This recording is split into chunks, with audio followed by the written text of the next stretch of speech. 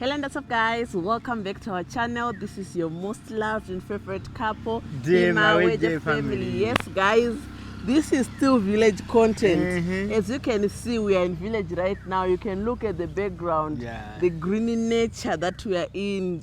So we are in Mama's compound. You said, you know what, this is an opportunity for us to sit down. Since we're in the village, we sit down and talk of the village culture shocks or the differences between the villages of Zimbabwe and of Uganda. I remember someone once asked us this question, so we're going to be, we said, you know what, this is the perfect time for us to shoot this video. And maybe someone else can compare their own village in another country. Yeah, so before we start this video, make sure you like this video, guys. Make sure you subscribe if you have not yet. Make sure you turn your notifications on such that you don't miss any of our videos. So we are going to start comparing the culture shocks or the differences, culture differences between the villages here in Uganda, specifically where we are, Masaka. Yeah, we are in Masaka. And Zimbabwe. So for me, what I have noticed is so far, I know in most villages in Zimbabwe, they have this thing of when I'm Rora. It's actually a tradition.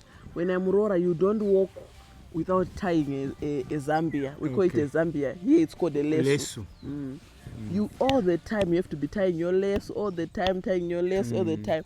But here in Uganda, guys, it's different. I'm sure the reason why they do that, they don't want your in-laws to see what Mama gave you.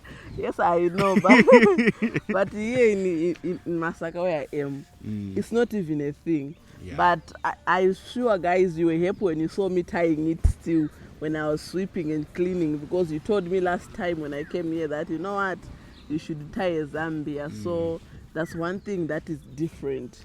Here, it's not a must that you should do. As long as you're wearing something decent, you don't need to be tying a lace. You have to wear something reasonable. Yeah. Such that your in-laws don't see things they are not supposed to see. Okay. Another difference, guys, I have seen in the villages of Uganda, specifically where I am right now, in the Zimbabwean villages, is most people here, they feed from what they farm. You see my mother-in-law, I'm sure you saw the video where we're showing you the plantations, everything that they eat every day is what they farm. In Zim, I know other people do that, but most people in Zim villages where I've went so far, they really buy things. You find out they buy even vegetables, they buy even sadza. Some people they buy most of the things, they buy meat. But here, chicken they'll slaughter for you. Matoke they plant. Tomatoes they have. But sometimes that happens. For example, Mama is a big farmer. Is a farmer. Mostly she doesn't farm for sale. Yes. She makes sure she farms such that she has food around. Every day. She has matoke, she has everything you have we seen. Saw the people in that video. Yeah, but at least in our villages here in Masaka or in Uganda, so people really farm for their own consumption. Yeah, they buy things like also maybe rice, sugar. Those are things they go and buy. But some of these things, vegetables and what, they really plant them. They really farm them. So that's one of the differences. Because in Zima, I remembered in some villages I have gone to, they really buy almost everything. Actually, their sons and their daughters from the town, they always send the grocery. They always send the grocery to the village, grocery for the mamas to eat. You see, and also another thing. The other thing we need to talk about is the transportation. Transportation here in the village, even if it's in the city, but in the village specifically, if you are coming from anywhere, it brings you, I mean public means, it brings you straight to your home. It doesn't leave you mostly across the road. They bring you to your home. So there is, because of that competition, if you don't take me to my home next time, I won't board you. I'll use the other one. Wow, that's good. Because in Zim, truly, I'm sure, because I have seen in Zimbabwe, I'm sure you have also seen in Zim that borders are not there. These motorbikes are not there in Zim. People, we are used to walking. We board the public transport from a car rank or car park. They take us to town. You buy your things, you do your rounds walking. After you go to the rank, you go home. But here in Uganda, guys, even borders are there in the village. Yeah. So they can even reach you to your doorstep. Yes, they reach to your doorstep. So convenience in terms of traveling is there, because in villages in Zimbabwe, people walk a long I distance. remember, for me, I'm from Buhera 07. Okay. I still remember very well the distance I used to walk from the bus. When the bus drops us, the distance I used to walk from there to home. And you reach evening and you have to trek by foot until you reach home.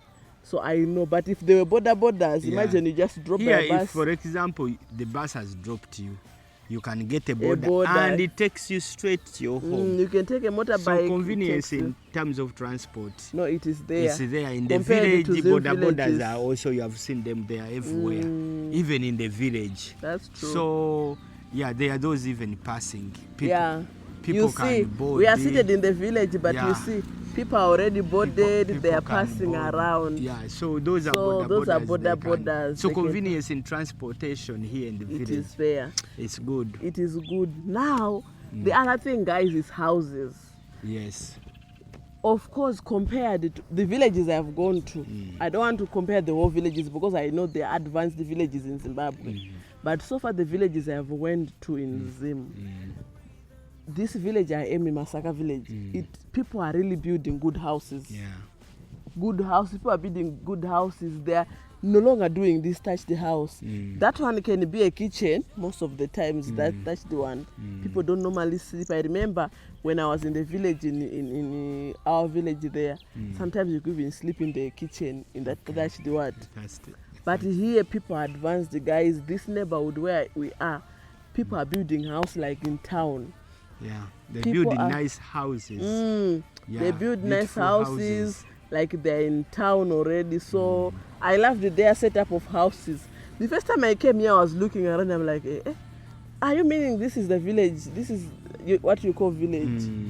He said yes. I'm like, the village is even more beautiful. Yeah. You see, so in Zim, some places truly the villages are okay, but the places I have gone in Zim, they are still, their houses, they don't invest much. By the way, apart from Masaka, there are villages in Uganda that still they are like those thatched houses. They are there. They are there. Yeah. But for now, since I know Masaka, that's why I said I'm comparing today. I'm going to be comparing Masaka and the villages I've gone to in Zimbabwe. Yeah. Yes, guys, the last culture shock I have seen in the villages in Uganda compared to Zimbabwe is on fruits. There is actually a fruit called jackfruit. Yeah. I'm sure we are going to attach it so that you see how it looks. Jackfruit, I've never seen that fruit in Zim, the whole country. I don't know if it's there, but it is not there in the village. In fact, I've asked many Zimbabweans. They don't know it. They say even, I don't know. Yeah. You also coming in Uganda, you didn't know jackfruit. I didn't know jackfruit. I was like, what? I didn't even think that it was eaten, that kind of fruit.